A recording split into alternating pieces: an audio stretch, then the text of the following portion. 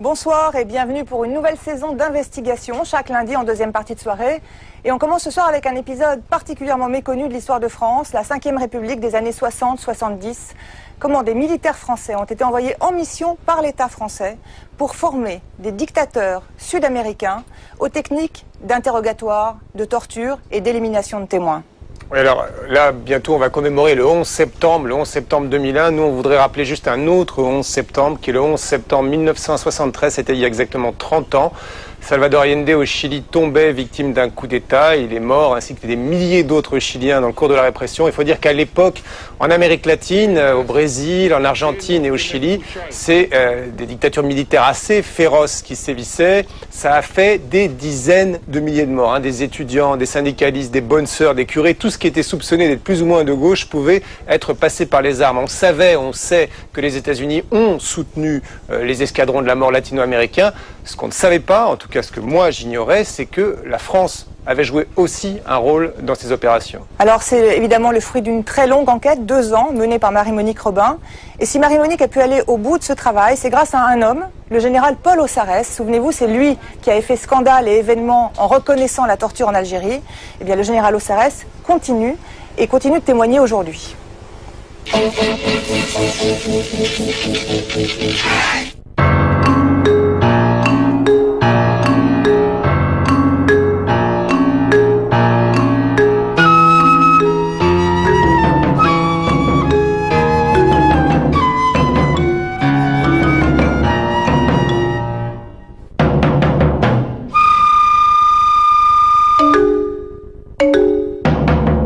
Ce furent les années les plus noires d'Amérique latine. Quand en mars 1976, le général Videla prend le pouvoir en Argentine, tous les pays du cône sud sont déjà sous la coupe des militaires. Exécutions sommaires, tortures, disparus. Qu'ils s'appellent Stroessner au Paraguay ou Pinochet au Chili, tous mènent une répression féroce au nom de la lutte contre le communisme. Comment en est-on arrivé là ? Bien sûr, l'ombre des États-Unis plane sur les dictatures latino-américaines. Mais ce que l'on sait moins, c'est le rôle joué par la France dans leur genèse, et notamment en Argentine. L'enquête commence à Théoul, dans le sud de la France. Anciens légionnaires, parachutistes, pieds noirs ou membres de l'OAS, les nostalgiques de l'Algérie française sont réunis au grand complet. 40 ans après notre déracinement, nous avons voulu rendre un hommage particulier à tous ceux des nôtres qui sont tombés pour la défense de l'Algérie française. Cette histoire... Voici le doyen du rassemblement, le colonel Lacheroy, 96 ans, qui fut condamné à mort pour sa participation au putsch des généraux d'Alger. C'est un témoin capital, car pour comprendre l'influence des Français sur les dictatures latino-américaines, il faut remonter le fil du temps et plonger dans l'histoire des guerres coloniales. Vraiment, j'avais vécu en Algérie, j'avais vécu dans tous les pays arabes. Je ne pouvais pas admettre qu'on perde l'Algérie. Tout commence pendant la guerre d'Indochine. Nommé à la tête d'un régiment en 1951, Charles Lacheroy est fasciné par l'organisation du Viet Minh, qui tient tête aux Français, pourtant plus nombreux et mieux équipés. En arrivant en Indochine, et tout de suite, ou presque tout de suite, je suis tombé sur le livre rouge de Mao Tse-tung. Je l'ai lu de bout en bout. C'est le premier devant lequel j'ai compris que ce qu'il appelait les arrières était plus fort que la troupe et qu'il fallait soigner les arrières avant de soigner la troupe. L'ennemi que j'avais devant moi en Indochine, c'était un ennemi qui était à droite pour se servir des populations. Quand vous en arrivez à un point où vous ne pouvez pas le pisser sans que votre adversaire le sache, on n'en sort plus. C'est ainsi que naît la théorie de la guerre révolutionnaire. Pour Lacheroy, le Viet Minh est un agent du communisme international qui opère sous le masque de l'indépendantisme. Son arme, l'endoctrinement des populations. Conséquence, dans la guerre révolutionnaire, il n'y a plus de ligne de front car l'ennemi est partout.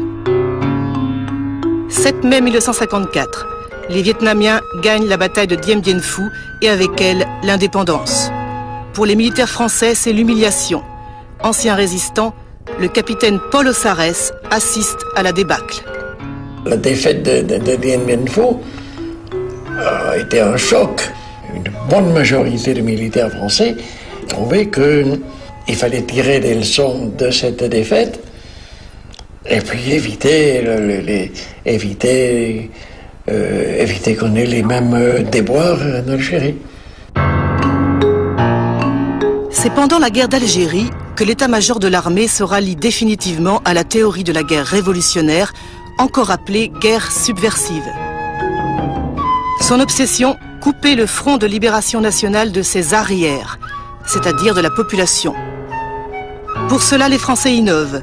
400 000 soldats sont déployés sur l'ensemble du territoire algérien. C'est la technique du quadrillage, la première application concrète de la théorie de l'Acherois. Et puis le 7 janvier 1957, le ministre Robert Lacoste prend une décision lourde de conséquences. Il remet les pouvoirs de police au général Massu, qui commande la 10e division parachutiste.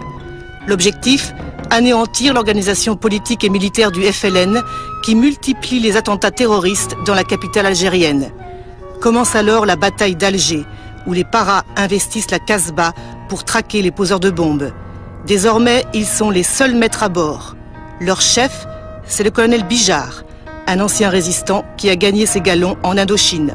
Vous avez dit qu'au début, ce rôle de flic, ça vous plaisait pas trop. Oui, mes hommes non plus. Mes capitaines préféraient le djebel, le combat contre un homme qui se bat en face de vous, qui se bat bien, bah tant mieux, quoi. Voilà, c'est vrai, c'était plus dans notre nature que de faire un travail de flic. On l'a fait un travail de flic rapide, quoi, à la para.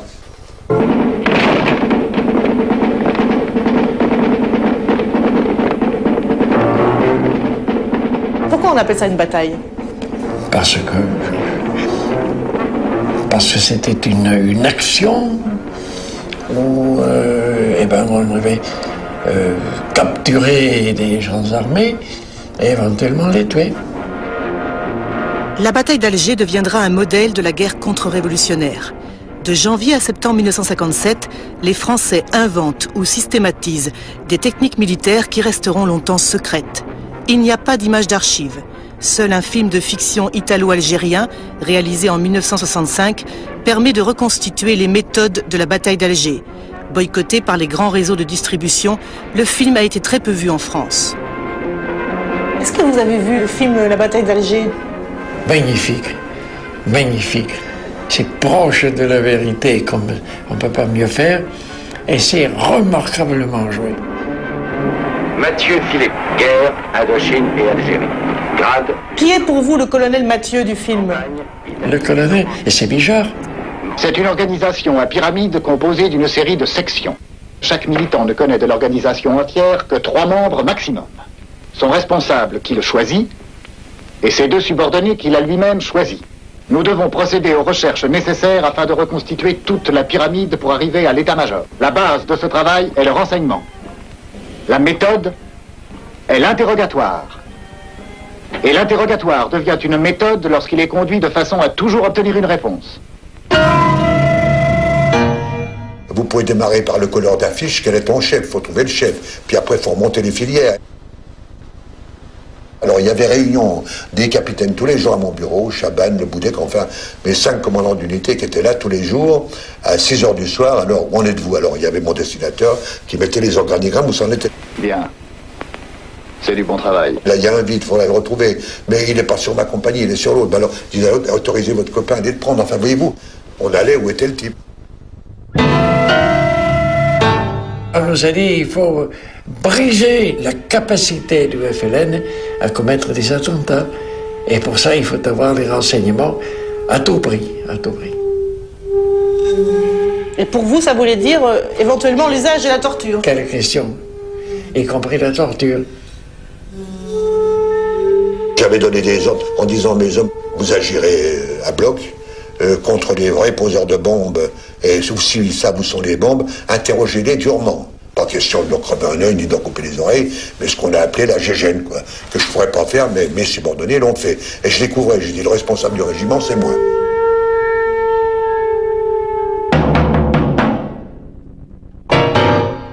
L'escadron de la mort, c'était un certain nombre de sous-officiers mis à ma disposition par Massu, dont je ne dirai jamais le nombre ni les noms, pour que ça ne leur retombe pas dessus, voyez-vous.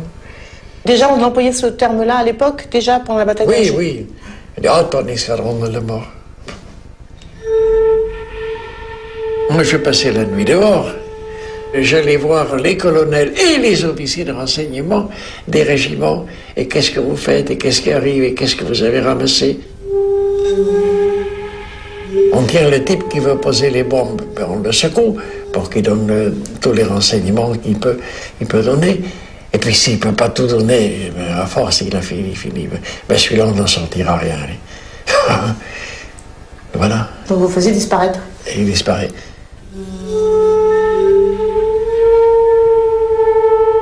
Cette technique de disparition, vous confirmez qu'elle est inaugurée là-bas pendant la bataille d'Alger? Oui. Escadron de la mort, disparu, ces méthodes ont donc été inventées en Algérie. À l'époque, seul Paul Tedjen, le préfet de police d'Alger, avait dénoncé l'existence de disparus parmi les 24 000 prisonniers qu'il avait officiellement enregistrés. On m'a pas rendu 4 000 lorsqu'au mois de septembre 1956, 57, j'ai fait le compte, il m'en manque trop. Où sont-ils? Dans les camps, à Port-de-Cazel, même pas. Je suis allé à Port-de-Cazel pour voir, il n'y était pas. Il a disparu. Les Ouèdes, la mer, les renvoyés. Renvoyer les crevettes Bijard, comme ça qu'on appelait les hommes. On mettait les pieds dans une bassine de ciment. Quand c'était pris, on les larguait en hélicoptère dans la mer. On ne peut pas admettre ça, on ne fait pas la guerre comme ça, c'est pas possible. Et pourtant, les techniques de la bataille d'Alger seront enseignées dès mai 1958 dans un centre d'entraînement à la guerre subversive créé par le ministre de la Défense Jacques Chaban-Delmas à l'initiative de Bijard. Viendront s'y former des officiers français, mais aussi portugais ou israéliens. La bataille d'Alger aura aussi son manuel. Intitulé « La guerre moderne », il a été rédigé par le colonel Trinquier, le chef du commandant au Sarès.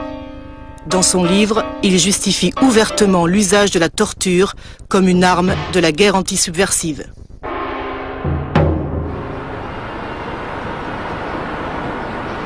C'est à l'école de guerre de Paris que s'effectue principalement la transmission. Les premiers émules sont argentins. Parmi eux, le général López Offranc, qui participera au coup d'État de 1976.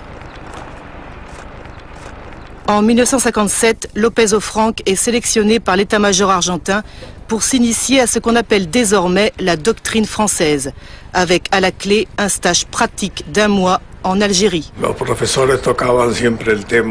Les professeurs n'arrêtaient pas de nous parler de la guerre révolutionnaire. C'était quelque chose de tout à fait nouveau pour nous. En Amérique latine, nous ne connaissions pas à l'époque ce genre de problème.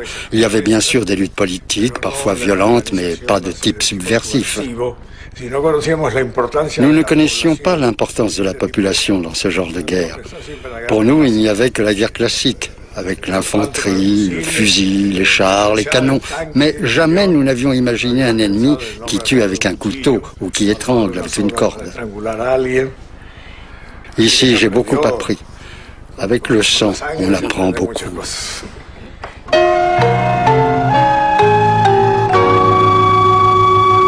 C'est ainsi que les méthodes de la bataille d'Alger sont exportées pour la première fois à l'école de guerre de Buenos Aires. En 1959, les armées françaises et argentines signent un accord qui prévoit la création d'une mission militaire française permanente dont les assesseurs s'installent à Buenos Aires, au siège de l'état-major argentin. Tous sont des anciens d'Algérie qui opèrent dans le plus grand secret. Aujourd'hui encore, le sujet est tabou. Aucun n'a accepté de parler du rôle de la mission devant une caméra. Oui, bonjour. Vous m'entendez, M. Bernard Cazomayou? Oui, M. Bernard Cazomayou. On était parti là-bas à la demande de l'armée argentine pour les renseigner la guerre révolutionnaire. La mission était pour ce sujet-là et pour rien d'autre. Le reste ne nous intéressait pas. Payés par l'armée argentine, les Français font traduire le livre du colonel Trinquier, dirigent des cours et publient des articles dans les revues militaires. Le thème, c'est toujours la guerre antisubversive, comme le reconnaît du bout des lèvres le colonel Bintresque. Oui, bonjour, je voudrais parler à Robert Bintresque. C'est moi-même. On essaie de leur expliquer cette guerre subversive, cette guerre d'en dessous. Oui, et puis une histoire d'ennemi qui n'est pas forcément l'ennemi auquel ils étaient habitués. L'ennemi, c'est parfois le gars avec qui vous prenez un whisky, hein. L'influence des Français culmine en 1961 avec l'organisation à Buenos Aires du premier cours interaméricain de guerre contre-révolutionnaire auquel participent 14 pays. Son directeur n'est autre que López Offranc, qui en a confié l'encadrement aux militaires français.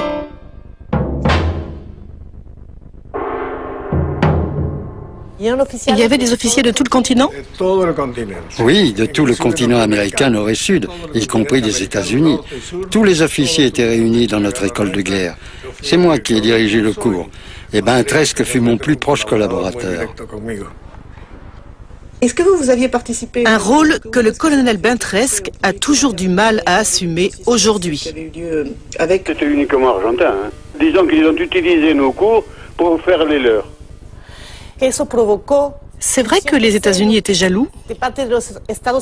Oui, les États-Unis voulaient que les Français s'en aillent. Ils voyaient d'un mauvais œil le rôle des Français.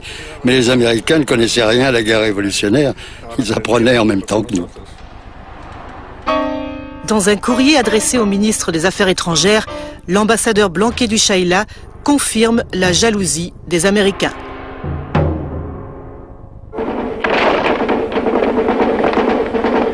Ironie de l'histoire. Alors qu'il avait été réalisé pour dénoncer la guerre sale menée par les Français, le film La bataille d'Alger a été utilisé pour former les militaires argentins à la lutte antisubversive. Qui a fourni la copie du film? Mystère. Alors, tu pouvais pas te décider sans faire tant d'histoire? Ça aurait été mieux pour toi. Hannibal et Julio étaient cadets dans la marine argentine quand on leur présente le film en 1967. 5 ans plus tard, les 2 officiers seront emprisonnés, puis limogés de l'armée pour avoir dénoncé l'usage de la torture. Ce ne sont pas des souvenirs agréables, parce que tout ça, je l'ai vécu dans ma propre chair. Qui vous a présenté ce film à l'école navale? Nous étions cadets à l'école navale. C'est le directeur d'études, avec l'aumônier militaire qui était en charge de l'école navale, qui nous ont présenté le film. Il y avait, disons, un accompagnement religieux. L'aumônier militaire justifiait les méthodes de la bataille d'Alger? Tout à fait. Y compris la torture? Oui, elle n'était pas considérée comme un problème moral, mais comme une arme de combat. Il faut savoir qu'ici en Argentine, tout un secteur de la hiérarchie catholique a complètement soutenu ce genre de pratique.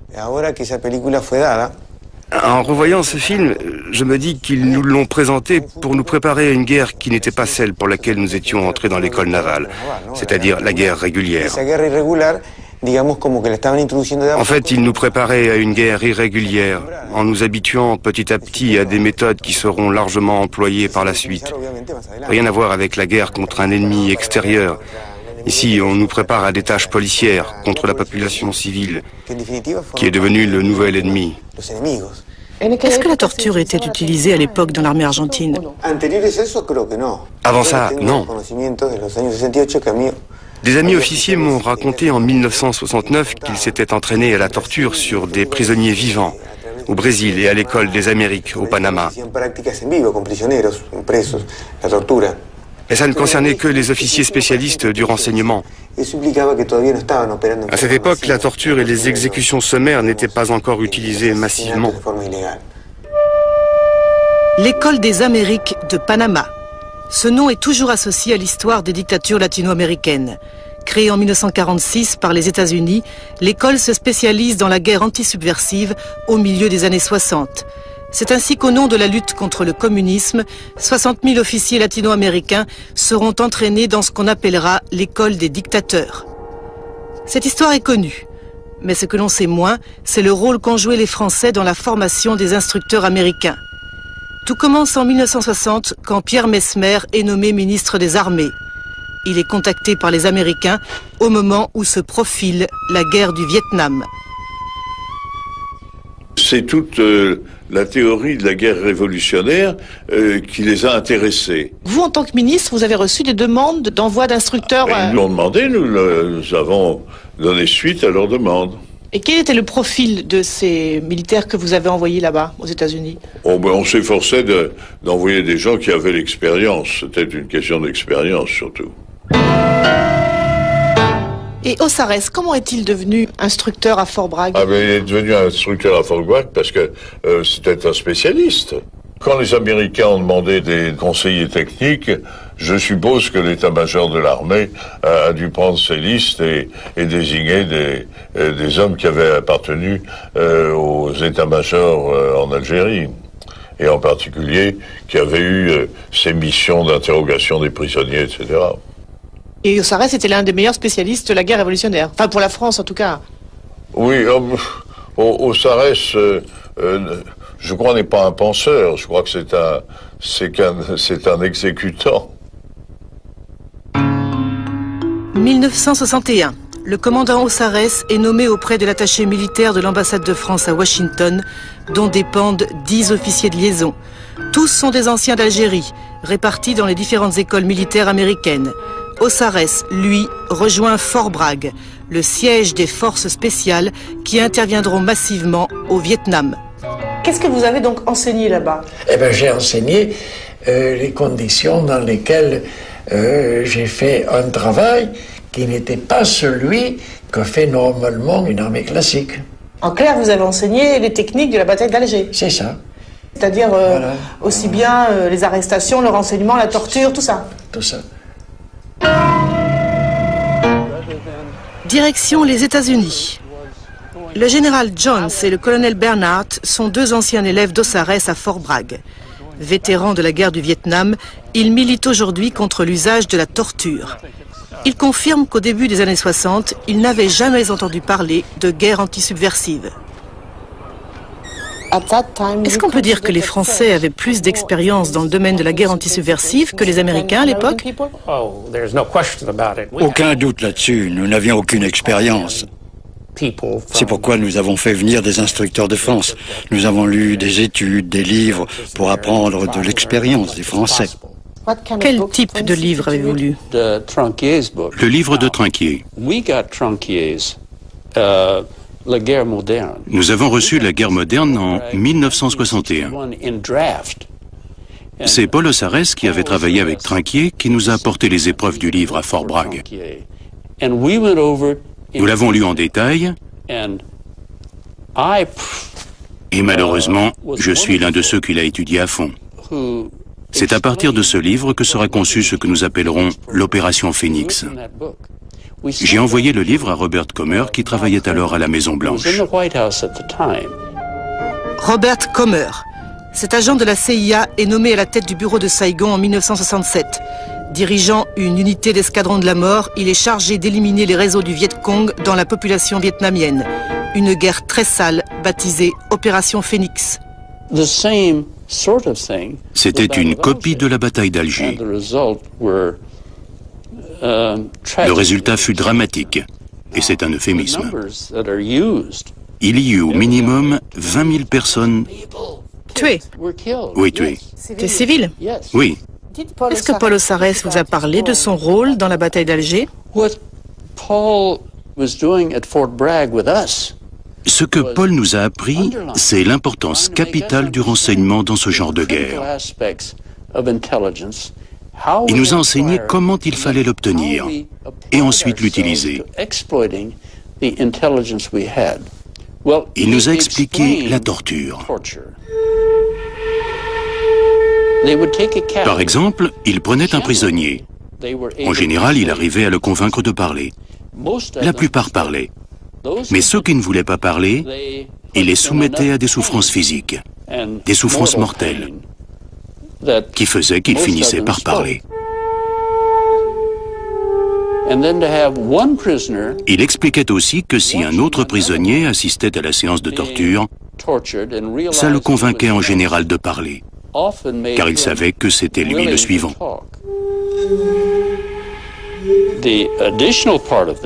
Le problème supplémentaire, c'était de savoir que faire avec les prisonniers torturés.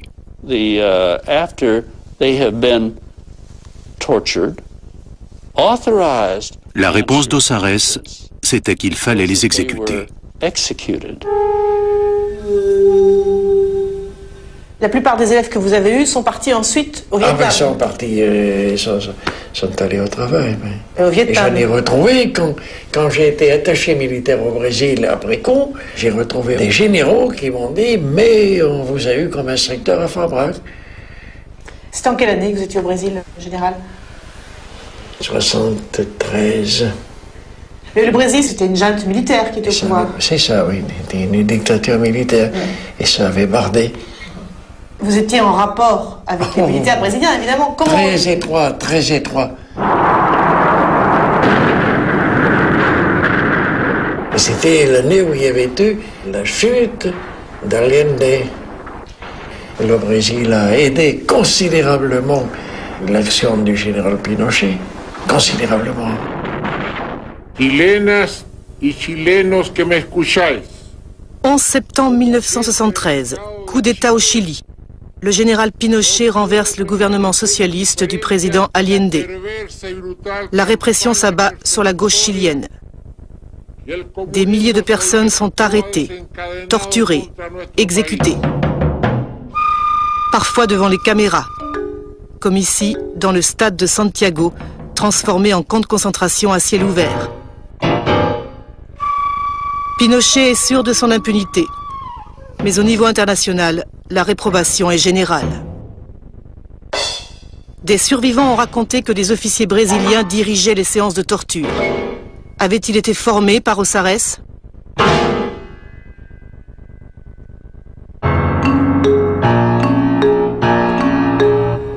Déclaré sénile, Pinochet est à l'abri des poursuites judiciaires.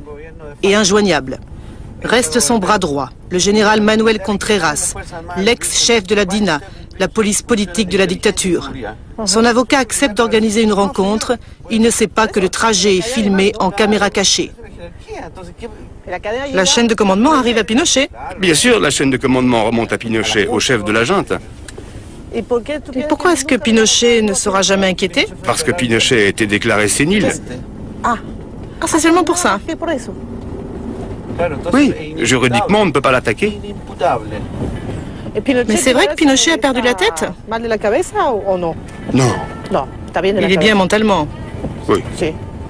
On dit qu'il est mal, mais c'est pour l'extérieur, c'est ça?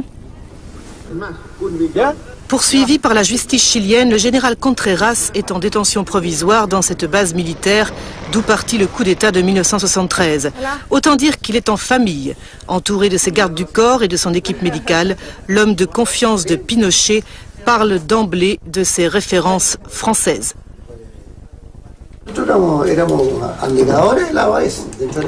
Nous étions de grands admirateurs de l'OAS pour son attitude valeureuse et combative. Pour nous, c'était vraiment un modèle. Est-ce que vous avez connu le général Ossares? Pas personnellement, mais il a entraîné des officiers chiliens au Brésil. Ah oui, Ossares. Oui, tous les 2 mois, je lui envoyais des contingents d'officiers pour qu'il les forme. Il travaillait normalement au siège des services de renseignement à Brasilia, mais il allait souvent à Manaus pour les entraînements. Manaus était un centre d'entraînement important pour les pays d'Amérique du Sud, n'est-ce pas? Oui, ce n'était pas très amusant pour ceux qui venaient d'Argentine ou du Chili, car le climat à Manaus est terrible.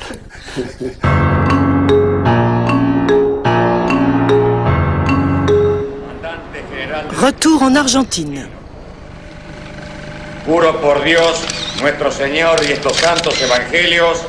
Quand en mars 1976, le général Videla prend le pouvoir, il a tiré les leçons du coup d'État chilien.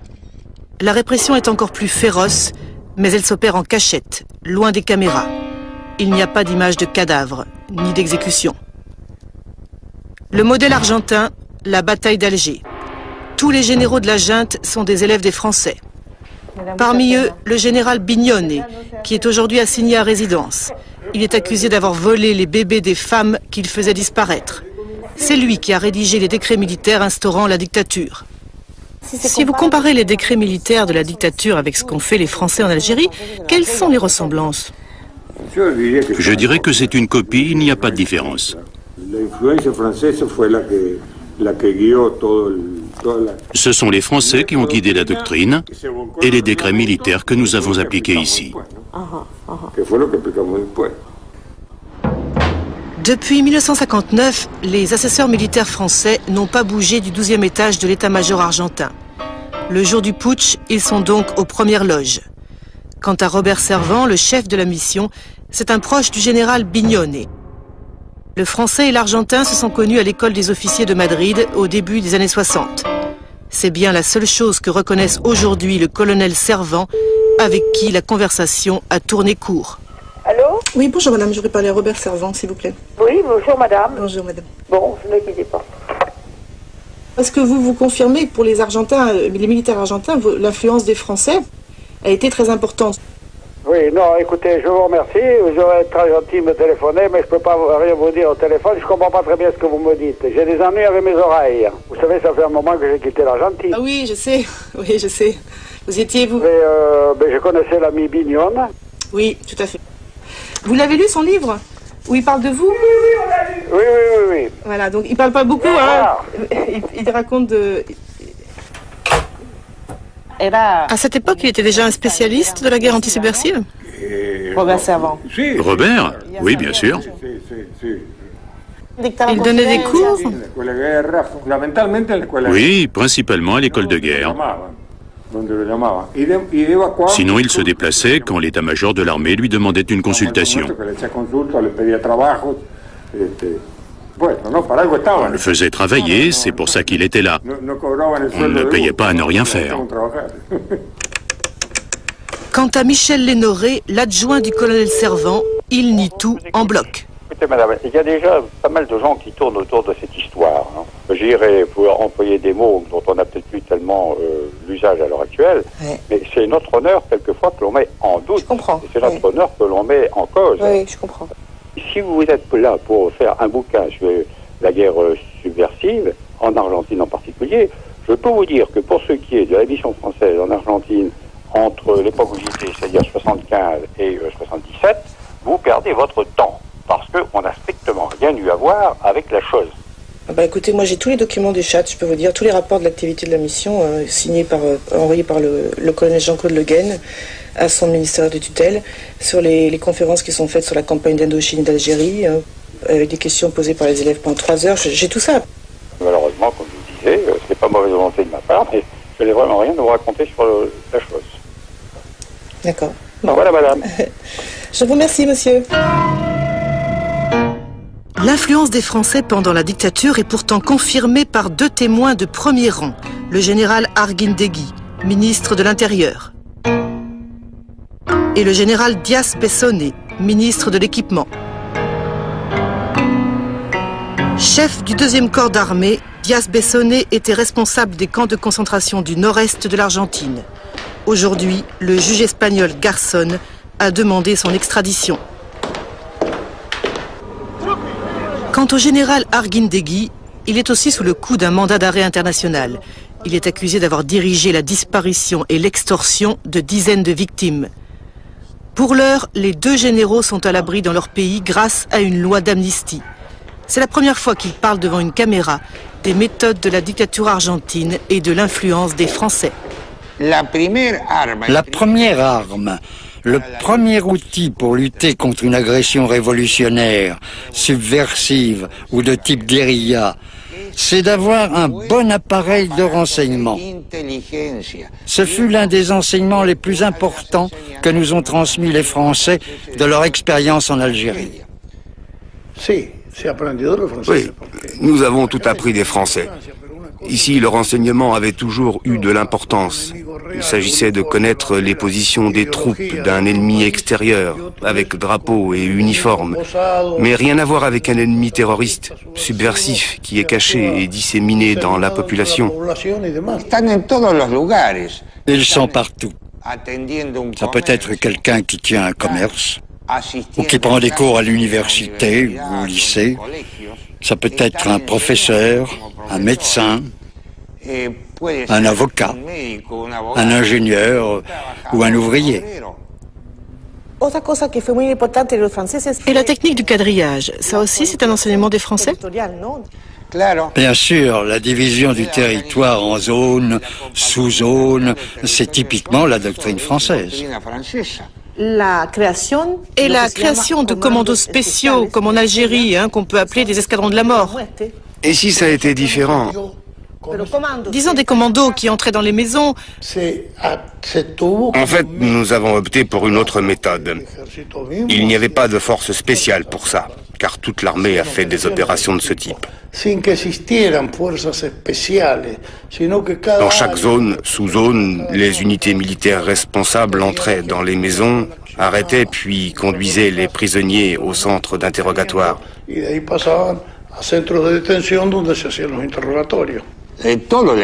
Toute l'armée a participé. Toute. Tous les militaires d'actifs de cette époque ont pris part à la guerre anti-subversive. Est-ce que les Français vous ont enseigné la technique de la gégène? On ne peut pas dire qu'ils nous l'aient enseigné. Ils nous ont expliqué à quoi ça servait. Et puis nous avons adapté la technique au fur et à mesure de la lutte.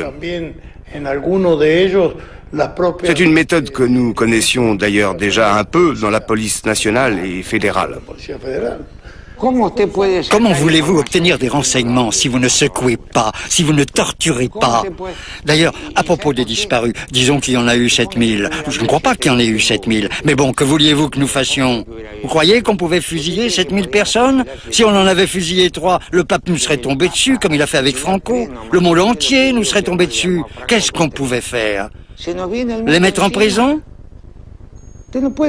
Et puis, dès qu'arrive un gouvernement constitutionnel, ils sont libérés et ils recommencent. C'est une guerre interne, c'est pas une guerre contre un ennemi de l'autre côté de la frontière. Ils sont prêts à reprendre les armes pour tuer à la première occasion. C'est une réalité et ce fut peut-être une erreur. Ça n'a rien à voir avec les disparus d'Algérie. C'était un autre pays. Une fois qu'il a été libéré, les Français sont rentrés chez eux. Tandis qu'ici, chaque disparu avait un père, un frère, un oncle ou un grand-père. Ici, la guerre a été très efficace. En 3 ans, la subversion a été anéantie.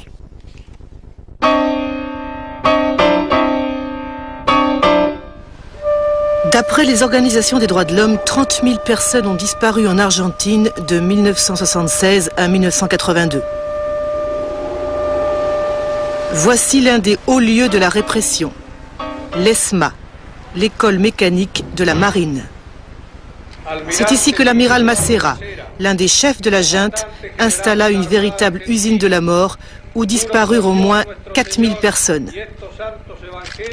On sait aujourd'hui que la plupart furent jetées vivantes à la mer après avoir été torturées. C'étaient les vols de la mort, appelés pudiquement des transferts, les crevettes Bijard érigées en système, ainsi que le raconte un rescapé de l'ESMA.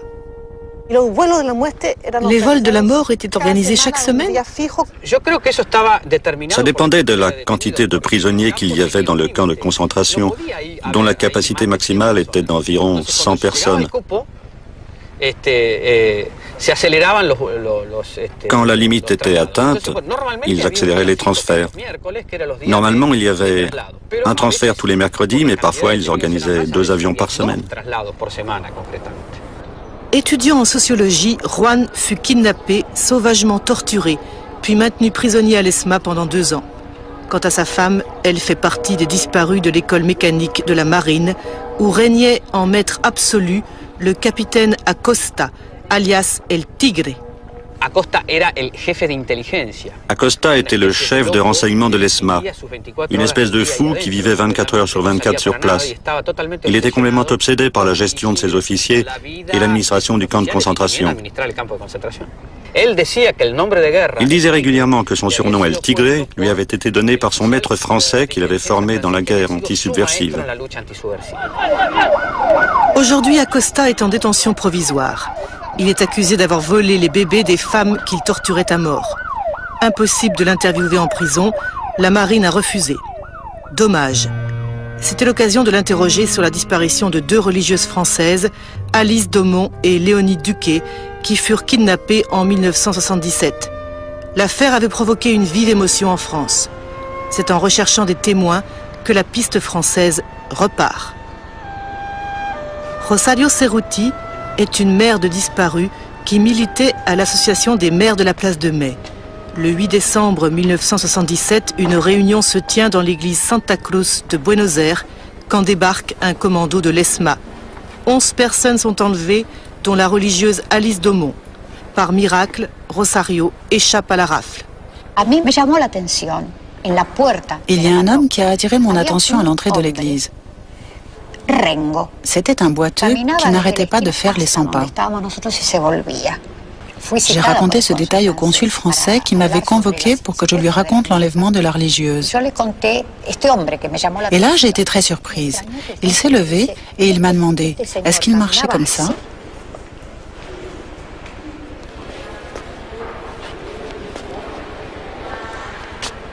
Le consul apparemment savait qui c'était. Plus tard, en 1978, j'ai été invitée en France par la congrégation des religieuses. Je leur ai raconté l'histoire et elles m'ont dit gênée « Oui, nous savons, c'est un Français d'Algérie ».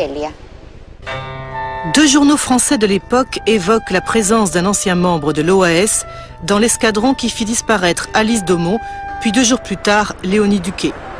Une information que confirme aussi le journaliste Jean-Pierre Bousquet, qui travaillait alors au bureau de l'AFP à Buenos Aires. Il a écrit un livre sur celles qu'on appelait les folles de la place de Mai.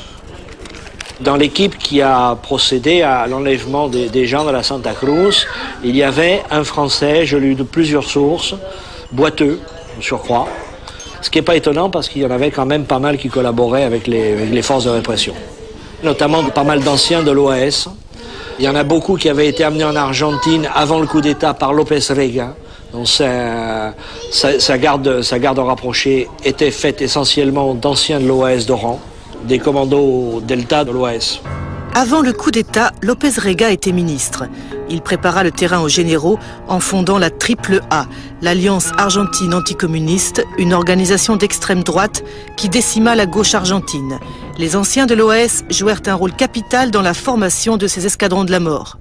Le vice-consul qui suivait de près justement un peu ces groupes, ces anciens d'Algérie, d'OAS, parce que lui-même avait eu pas mal de connaissances dans ces millions-là, m'avait bien dit que effectivement le boiteux qui était à l'église devait vraisemblablement être un des anciens de l'OAS.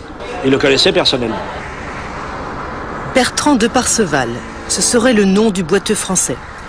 À la fin de la guerre d'Algérie, il s'est réfugié en Argentine comme un certain nombre de chefs de l'OAS qui échappèrent à la justice française grâce à la complicité de réseaux internationaux.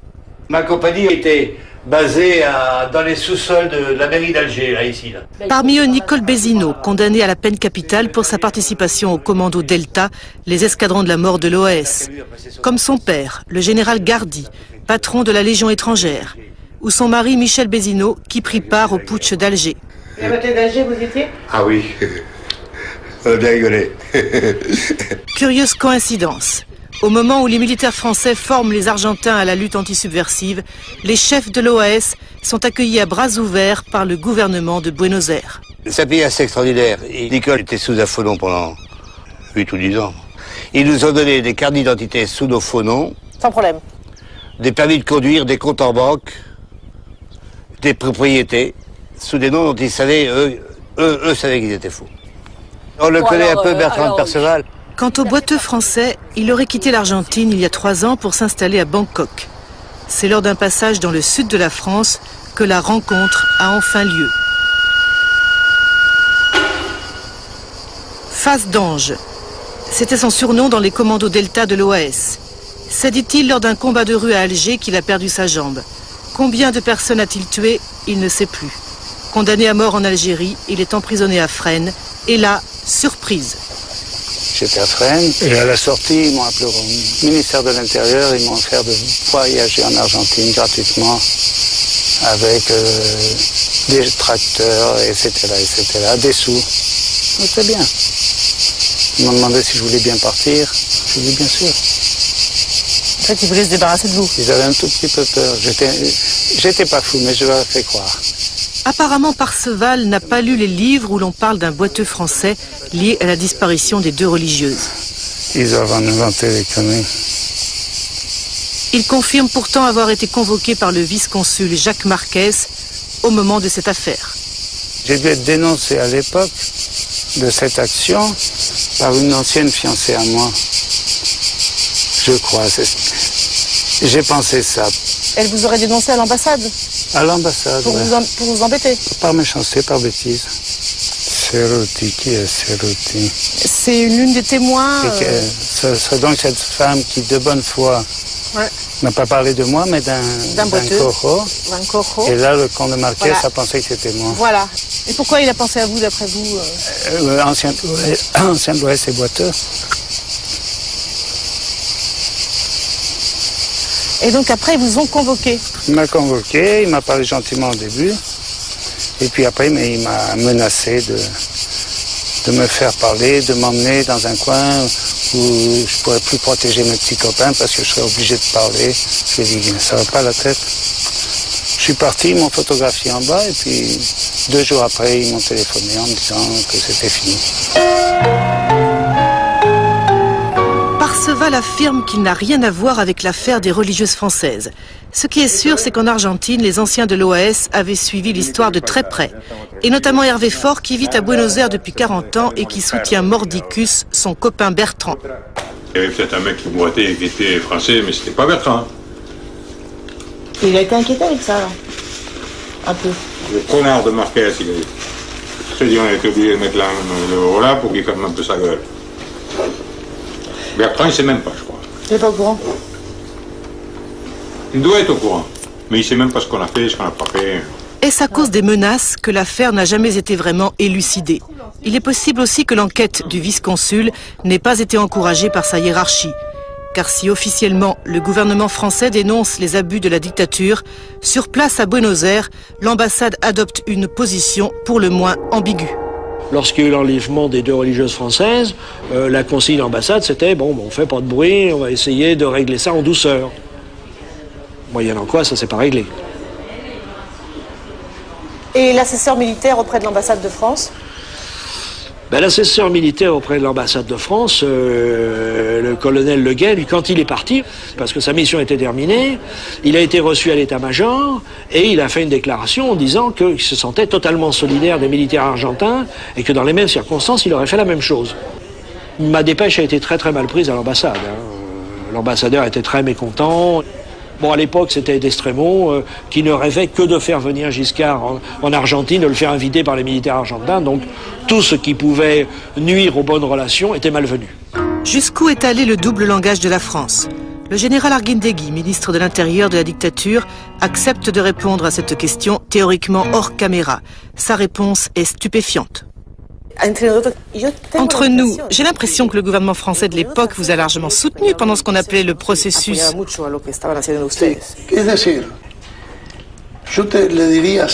Je dirais que les gouvernants les plus haut placés, la plus haute hiérarchie de la France, nous soutenaient.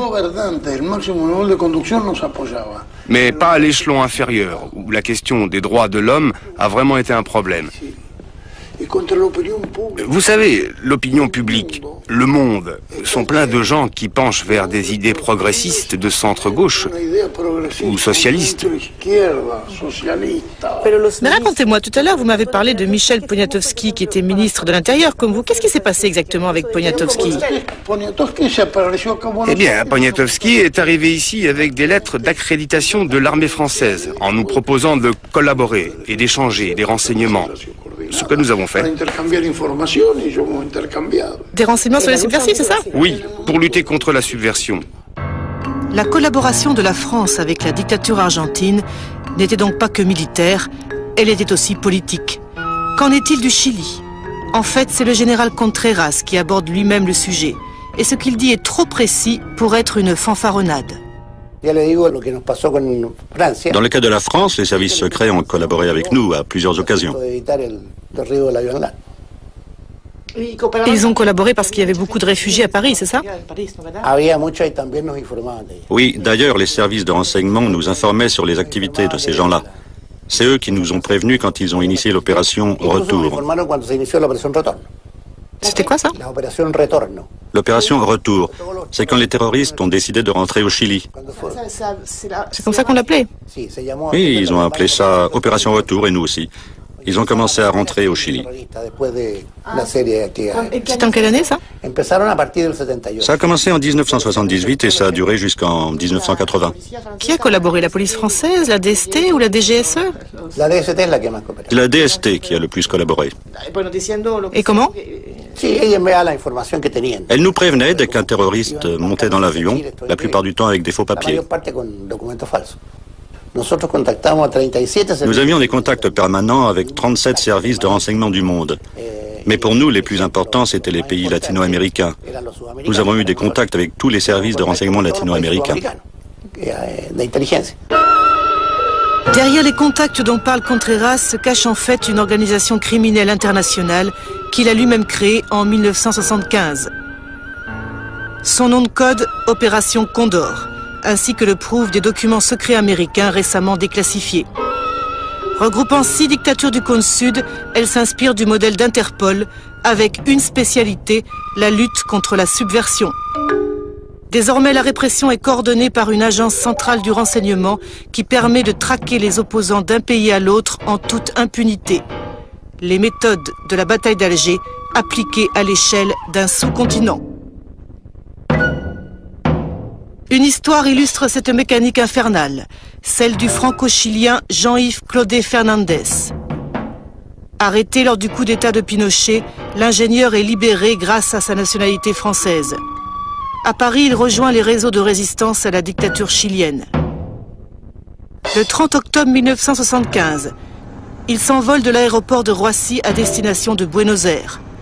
Le lendemain matin, il est kidnappé à son hôtel par un commando argentin et disparaît à jamais.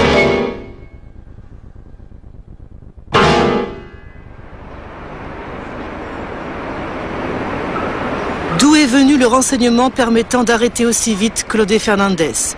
Cette question continue de tourmenter Horacio Méndez Carrera, l'avocat argentin de la famille. En revanche, les bourreaux du disparu ont parfaitement été identifiés. Le principal responsable de sa disparition, c'est le colonel Ribeiro, alias Rawson, qui était son nom de guerre. Il était à l'époque commandant dans l'armée argentine. Il a joué un rôle capital en 1975 dans la lutte antisubversive dans le cadre de Condor. Pour cela, il voyageait beaucoup au Paraguay, en Uruguay et principalement au Chili, à qui il rendait de précieux services. C'est ici au siège des services de renseignement de l'armée argentine que travaillait Ribeiro, alias Rawson. Il était en contact permanent avec la DINA chilienne grâce à cet homme, Arancibia Clavel, détaché à Buenos Aires pour coordonner l'élimination des opposants chiliens réfugiés en Argentine. Une application concrète de l'opération Condor révélée grâce à la saisie de ses archives secrètes. Arancibia Clavel parle souvent de Ribeiro Rawson dans les comptes rendus qu'il envoie par Telex au Chili. Ici, il parle d'un Français du nom de Claudet. Il dit qu'il a été interrogé et après qu'il n'existe plus, avec un sigle latin RIP, ce qui veut dire « repose en paix ». En clair que Claudet Fernandez a été assassiné. Est-ce que Ribeiro, alias Rawson, a été un élève des Français? Bien sûr. Il a été un élève des Français comme tous les officiers de son âge. Le colonel Ribeiro vit dans l'un des quartiers huppés de la capitale argentine. Né en 1932, il est effectivement un pur produit de l'enseignement des Français, comme tous les militaires de sa génération. Malheureusement, Ribeiro, alias Rawson, refuse d'ouvrir sa porte. Oui, bonjour, je viens de France. Je voudrais parler au colonel Ribeiro, s'il vous plaît. Qui est-ce? Je fais un travail historique sur l'histoire de la guerre antisubversive depuis l'Indochine à nos jours. Oui? Pouvons-nous nous voir pour en parler? Non, je vous remercie. Pour moi, c'est un thème du passé qui ne m'a apporté que des problèmes. Ça ne m'intéresse pas. C'est un chapitre difficile de l'histoire argentine. Ça ne sert à rien d'en parler. C'est comme pour vous, les Français. Il vaut mieux regarder vers l'avenir.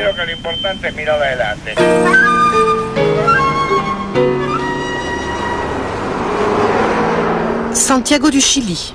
Monica González est une journaliste spécialiste du plan Condor.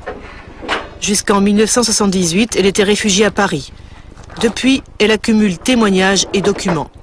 C'est elle qui a découvert les archives d'Arancibia Clavel en fouillant dans une annexe d'un tribunal de Buenos Aires.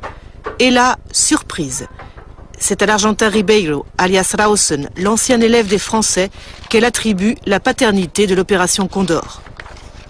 Arancibia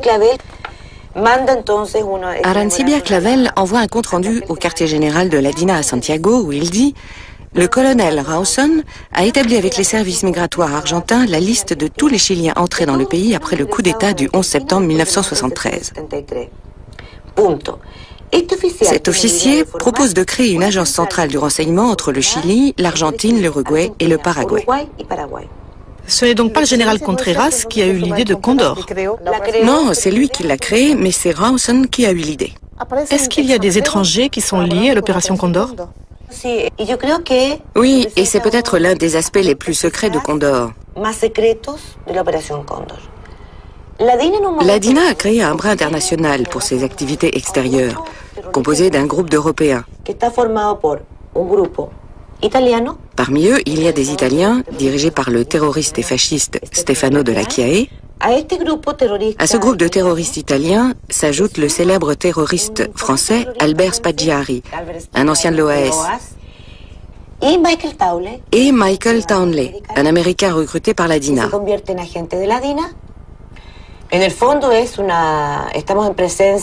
En fait, l'opération Condor, c'est une organisation qui coordonne les services de renseignement des dictatures d'Amérique latine avec un bras armé parallèle qui s'appuie sur l'international noir, composé des principaux groupes terroristes européens. C'est dans cette maison de Santiago du Chili que les mercenaires internationaux préparent les attentats de l'opération Condor contre les opposants réfugiés à l'étranger. 1974, le général Prats, le chef d'état-major du président Allende, est assassiné à Buenos Aires. 1975, attentat à Rome contre Bernardo Leighton, le vice-président d'Allende. 1976, assassinat à Washington de Fernando Letelier, ex-ministre des Affaires étrangères. La même année est abattu en plein Paris le général Centeno Anaya, l'ambassadeur de Bolivie. Des documents déclassifiés américains révèlent que la capitale française était dans la ligne de mire de l'opération Condor, qui avait programmé à Paris d'autres attentats. Dès 1976, les services secrets français étaient informés de ces projets.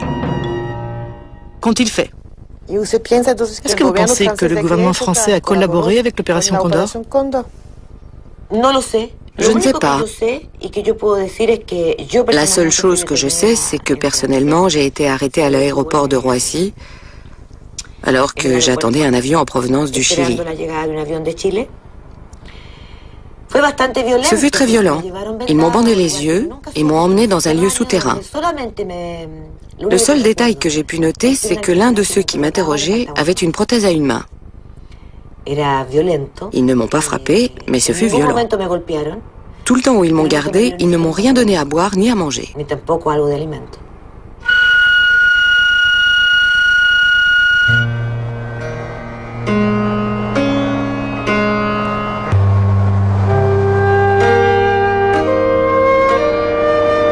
Ariel est la veuve de Jean-Yves Claudet Fernandez. Après l'arrestation de Pinochet à Londres, elle a repris espoir que justice soit rendue. Un juge français a réouvert le dossier de son mari. Des mandats d'arrêt internationaux ont été lancés contre le général Contreras, Arancibia Clavel et le colonel Ribeiro, alias Rawson. Ils devraient être jugés par contumace à Paris. Après 27 ans d'exil en France, Ariel est retournée vivre au Chili. Doucement, presque gênée, elle parle d'une blessure secrète qui n'en finit pas de cicatriser. Elle n'a pas compris l'attitude des autorités françaises au moment de la disparition de Jean-Yves.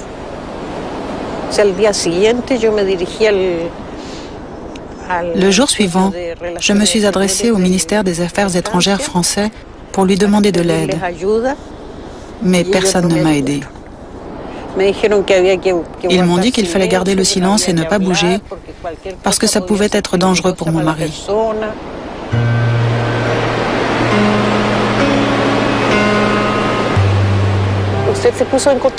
Vous avez contacté l'ambassade de France à Buenos Aires?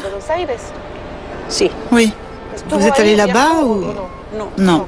Vous avez appelé? Oui, j'ai téléphoné et il ne s'est rien passé. Il ne s'est absolument rien passé.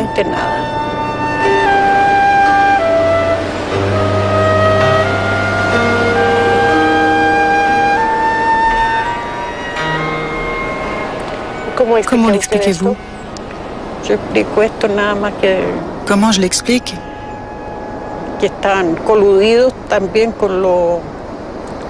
pense que les Français étaient de mèche avec l'extrême droite. La répression de la DINA et l'opération Condor.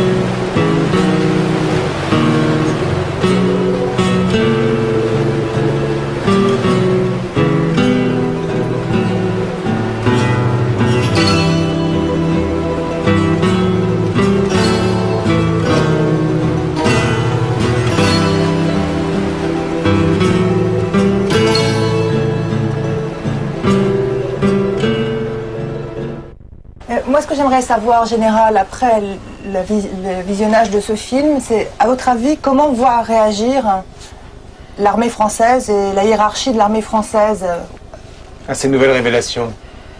L'armée française actuelle ignore totalement ce problème et l'affaire ignore totalement notre guerre.